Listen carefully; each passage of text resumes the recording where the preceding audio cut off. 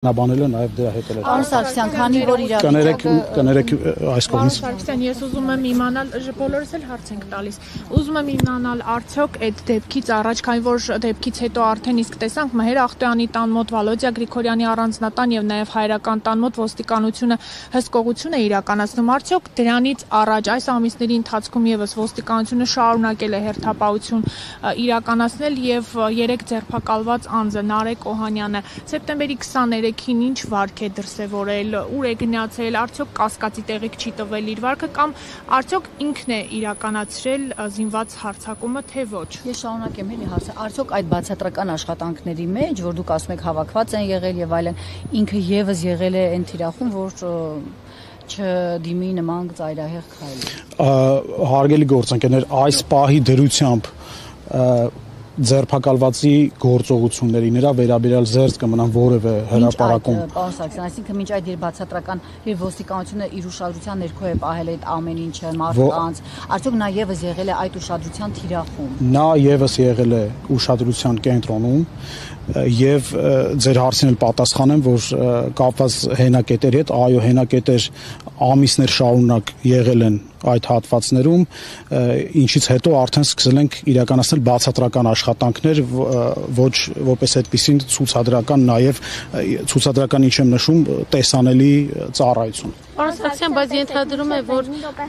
կներեք։ Պարոն Սարգսյան, մինչև վենդետայի այս վարկածի հաստատումը ընդդիմադիր շրջանակներից ասում էին, որ սա քաղաքական կապ ունի, եւ քանի որ 3 արդեն պաշտոնապես հաստատվեց այդ վարկածը վենդետայի, բայց դա չի այսպես ասած ասում, որ իշխանությունները կամ ոստիկանությունը, ներքին գործերի նախարարությունը այս ամենում ըստ ձեզ ունի իր մեղքի բաժինը, հարցս հետևյալն է, ով է թիմի 1 պատասխանատուն, թեկուզ այս միջանձնային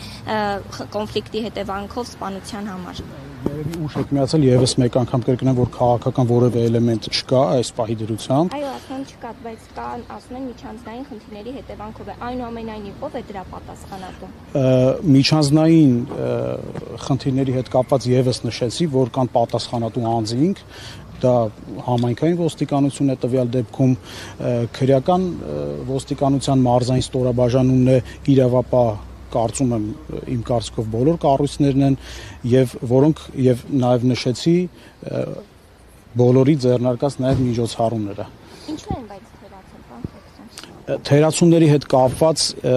դեպքի ամբողջական բացահայտումից հետո կլինեն մանրակրկիտ վերլուծություններ եւ վստահեցնում եմ, որ եթե պարզվի այս կամ այն ծառայողը կամ ծառայողները, որոնք օբյեկտիվորեն հնարավորություն են ունեցել կանխել այս դեպքը, սակայն չեն կանխել, վստահաբար ասում եմ, կրելու են իրենց պատասխանը։ Սարգսյան, ներողություն էլի Աննա ջան։ Ներքին գործերի նախարարը։ Կներեք, էլի չլսեցի։ Ներքին գործերի նախարարը ղեկավարական ղեկավարազրկելու է պաշտոնից։ Այդ հարցի հասցեատերը ես չեմ, ներքին գործերի նախարարը,